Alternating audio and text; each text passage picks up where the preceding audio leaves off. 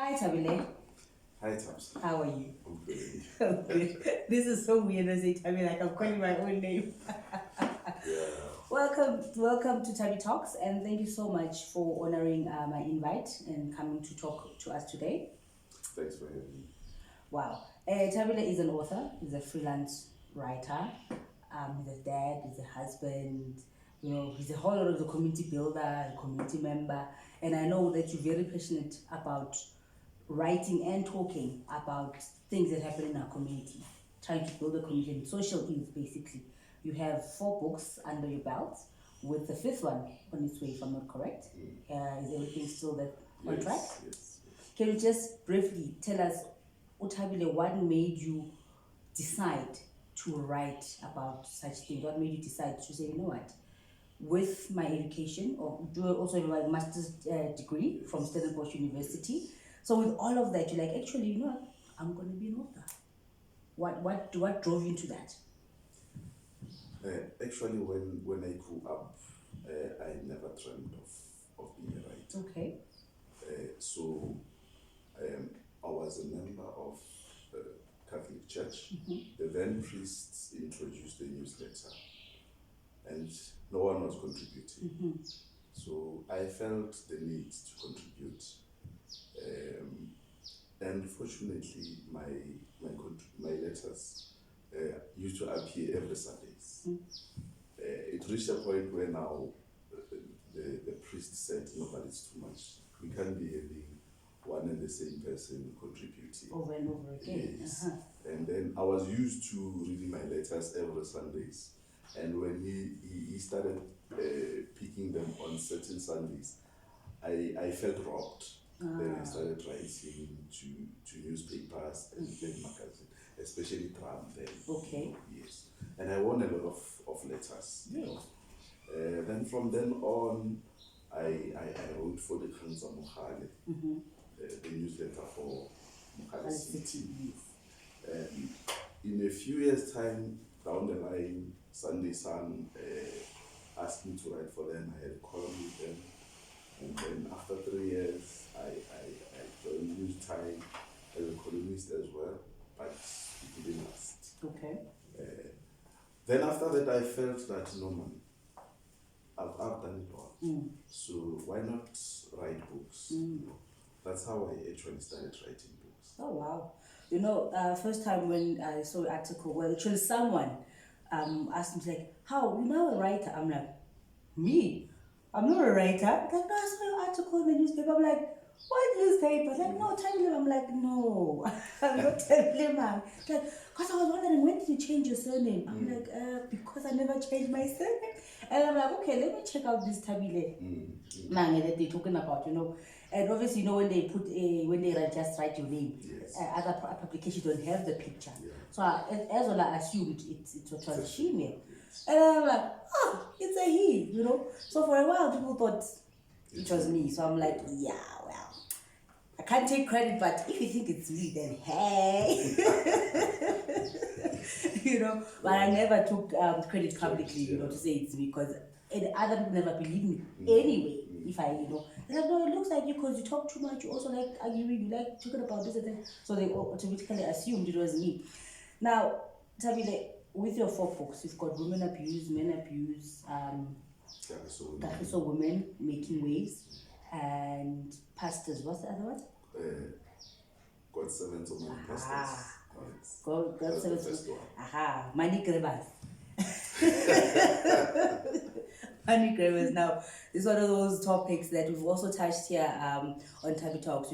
Pastors and and so-called pastors, others. Now, with all of this, let's start with the first book. That you thought it's a social ill. What angle made you think it's a social ill looking at those pastors? Because most people, they think it's okay. They go to those churches, they follow those churches, they take out their money willingly to those pastors. So what made you think it's a social ill?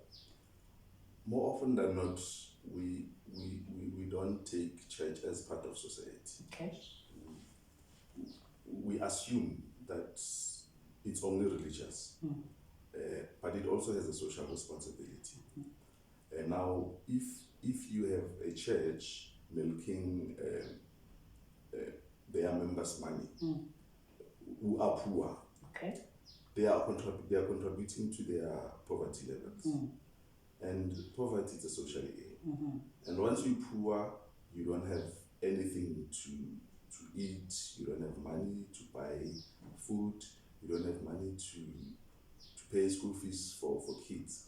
This leads to many things such as crime, such as prostitution. So that's how it connects to the society. And that's how it also contributes to the social ills, such as poverty, such as crime, and such as prostitution. So in a way, yes, it is a social ill. Okay. Yes. And when these pastors become famous, they also date these young girls, you know, and they sometimes impregnate them, Wow. you know. So it is a social ill. Yes. Very true, very true. And then we're moving on to the men abuse. Yes. Now, most men don't talk about men abuse, right? Yeah. And I know you did an extensive research Yes. on that. How was the process with the research? How many men did you find, and were you surprised by the number of men that are abused? Yes, I was surprised, especially with men who have power. One of the men who featured in my book is the former Sunday Sun editor. Wow. So I was shocked. He's huge, and when he told me that he was in an abusive relationship, he was married, Okay. and he was in an abusive relationship, I was really shocked, because abuse also goes with power. Okay. So if I have power, I'm in a better position of abusing my partner. But it seems in other cases it's the opposite. Okay. We think if somebody has power, he is immune from gender abuse. Okay. You know? But what I've discovered, that is not the case. There are people who are powerful, including politicians, who are abused. But when they appear in public, they appear as if everything is normal. And the unfortunate part is that men abuse is being ignored. That's the very unfortunate part. And my view is that women abuse will not end if you don't address men abuse. Because many people describe abuse as physical abuse. Okay. They tend to ignore other abuses. And women mostly suffer physical abuse. Okay. And it's physical. Yes. It's visible. Yes. But other abuses such as emotional and financial, they are not. But they have the same effect, you know. And more often than not, we react to women abuse at the end. We don't know where it starts. I'll make an example. If my wife abuses me financially and emotionally, it doesn't show to the public. True. But by the time I burst and hit her or kill her, the community would react as if I am an abuser. Yeah. So they don't go back and check what actually happened. Okay. You know. So we get it at the end. Hence I'm saying, if you don't address men abuse, we will never address women abuse. Now, like with the example that you made, what kind of abuse did this editor experience from his wife? Physical, Okay. financial, Wow. and emotional. Wow. Yes. And he never reported it? Like He to once, the police, to family? he once reported it. Okay. They laughed at him. The police? Yes, they laughed at him. Wow. Yeah, they laughed at him. And it took courage from him to go and report Can it. imagine. Because he's a well-known person, you know, but they laughed at him. So after that, he never reported. So he just kept quiet. He just kept quiet. And how long did this abuse last for? I'm not really sure. I didn't ask him how long. Yeah. And I didn't even ask him how long was he married to This lady. that lady. Yeah. But at the end, they got divorced. He Yeah. eventually got tired. Yes. Now, why do you think we go through this as a society? Like this abuse, for example, as you're saying that women obviously women is mostly physical abuse and men is financially or emotionally, and hence you picked on the part whereby we say that most of the time we see the end of the abuse but we don't really see the beginning. And most will argue and say, but abuse is abuse. Why must you first find out where did it start, you know? I think the challenge with other forms of abuses is that they are not visible. And the other challenge is that men don't talk. You know, it's easy with women. Women talk. Yeah, and it helps. You know, it helps, and it's something that also helps them to stick it out in a relationship. But with men, they bottle up, and then at the end, when they explode, then it's a bomb. But why do guys bottle feelings up? It's patriarchy.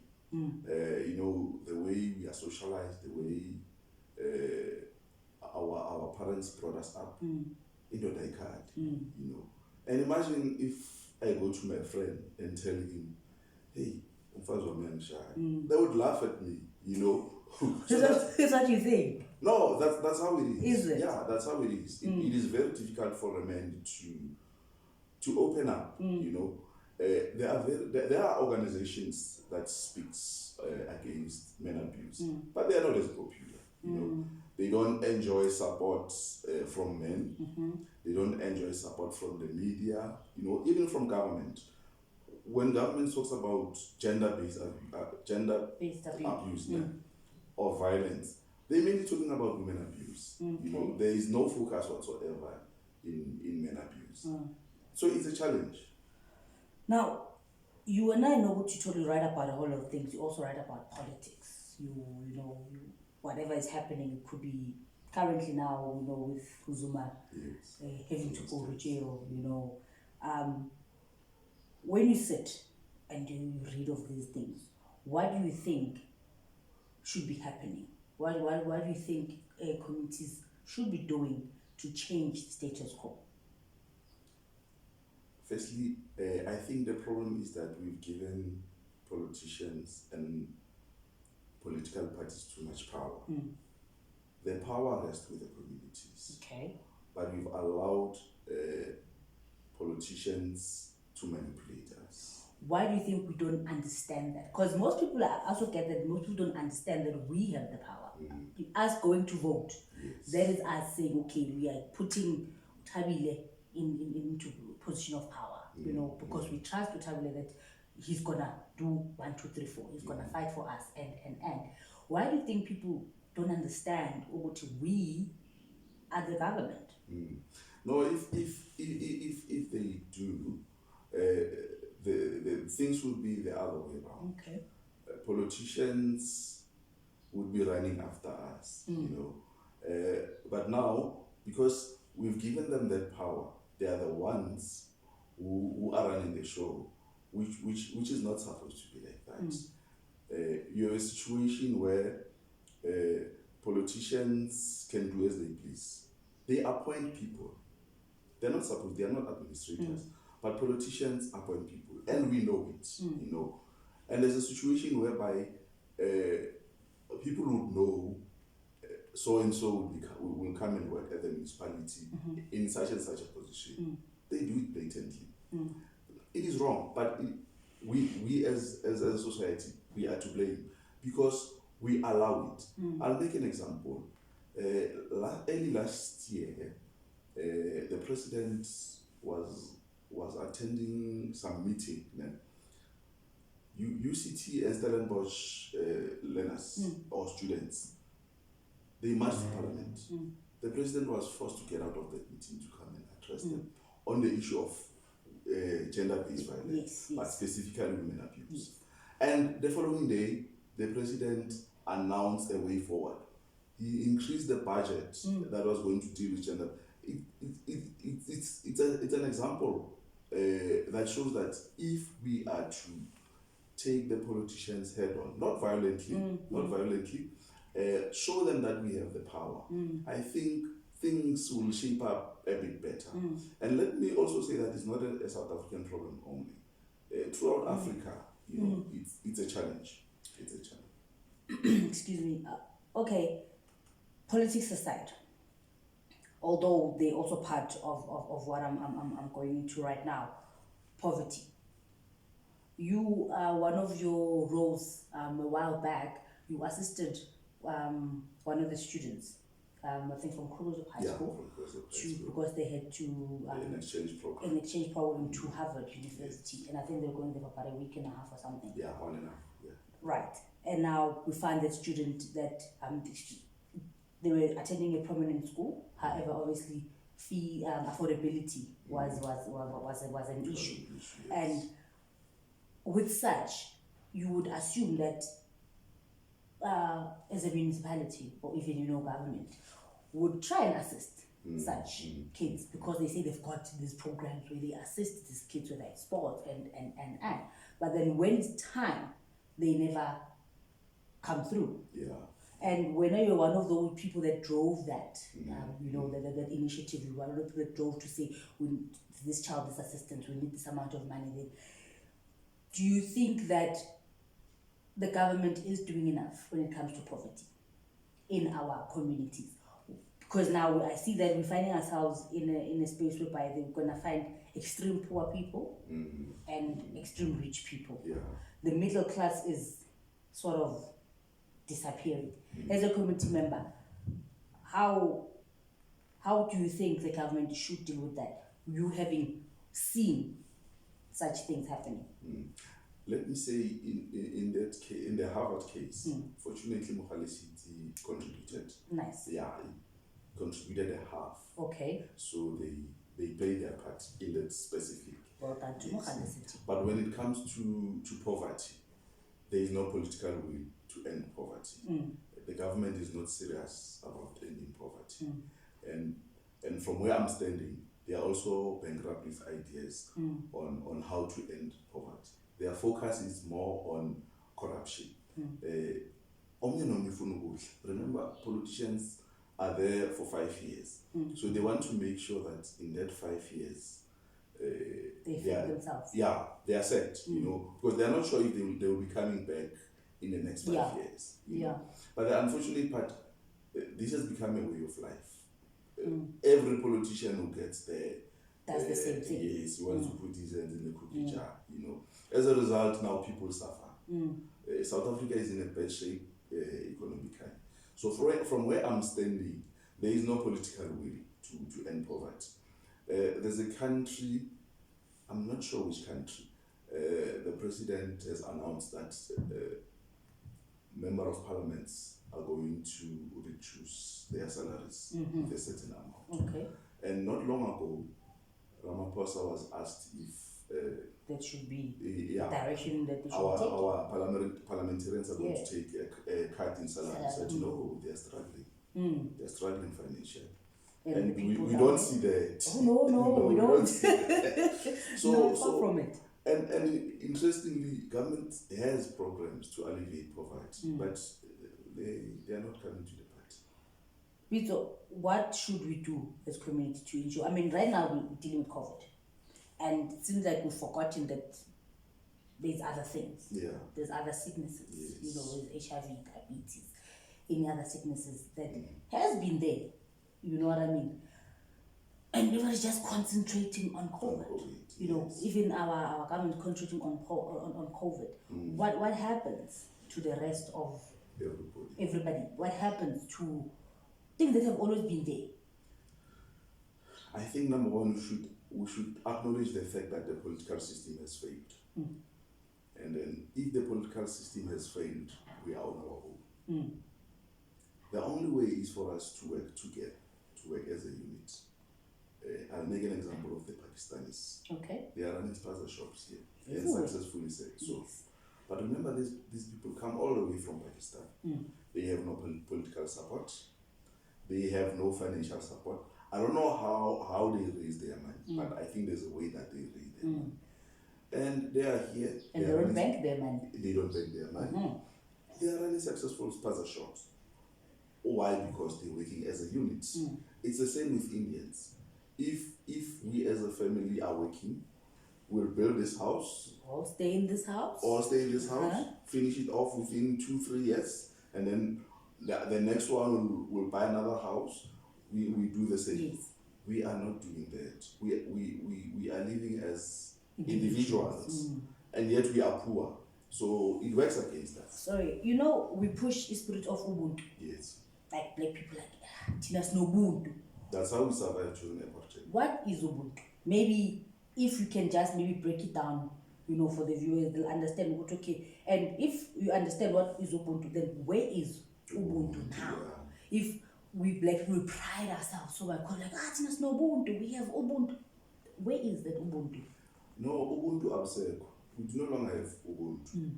Then, during apartheid, we had Ubuntu. Ubuntu, it's simply Uguti, I am because you are, and vice versa. In the past, Yes.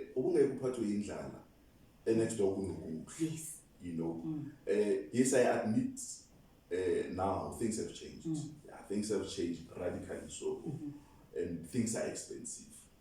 But I think there is somewhere where we can meet each other. Okay. You cannot afford to have a situation where your neighbor doesn't have food at all, and on a Sunday you cooking a storm. You cannot.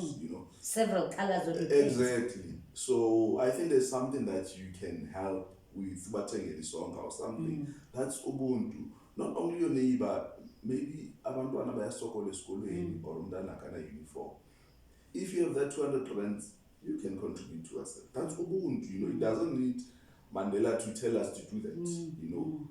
During the apartheid, Mandela was in prison and he did it on our own. Yeah. Yes, true. So unfortunately, we have adopted the Western way, the individualistic way, but unfortunately, it doesn't work for us, and it will never work. Even if we were rich, but if we work as individuals, it will never work. Afrikaners are working together. They are rich, but they are working together. True. They managed to build a university without the government. Yeah, I saw that. Yeah. Well, Thabile, we can sit here the whole day and talk about the social ills. And that was just a view from one of the community members here in Mohale City. I know that he's very passionate about community and community work. He's got lots of opinion. He's a very calm man, but he's very opinionated and he's very sharp. He's got a very sharp mind and he's always thinking and always, has responses. But before I let you go, just briefly tell us about the new book that is scheduled to be coming out this month. Next month. This month, yes. It's July already. You forgot. Just shortly tell us about the book and how people can get your book. The book is about poverty. The face of poverty is black. That's the title. Wow. In that book, I'm actually tackling the issue of poverty, specifically in South Africa. I explain why we are poor, and I also try at the end to come up with solutions. It's a self-published book. Nice. If people want it, they can get it from me. My number is 072 575 0066. And social media? Oh, sorry. On social media, I'm on Facebook. Okay. Yeah. Facebook is Thabile. Yeah. Just have the number one last time, please. Okay. 072 575 0066. Nice. Thank you so much, Thabile, for coming through. There was my Author Thabile telling us, talking about everything about social ills. Like I said, he writes these books, he writes these columns. He's very passionate. He's a community builder. And if you want his latest book, Poverty is... The Face of Poverty is Black. Face of Poverty is Black. So do yourself a favor and get hold of him on the number that is provided, as well as on Facebook. He is Thabile. And on that note, thank you so much for tuning in. Adios.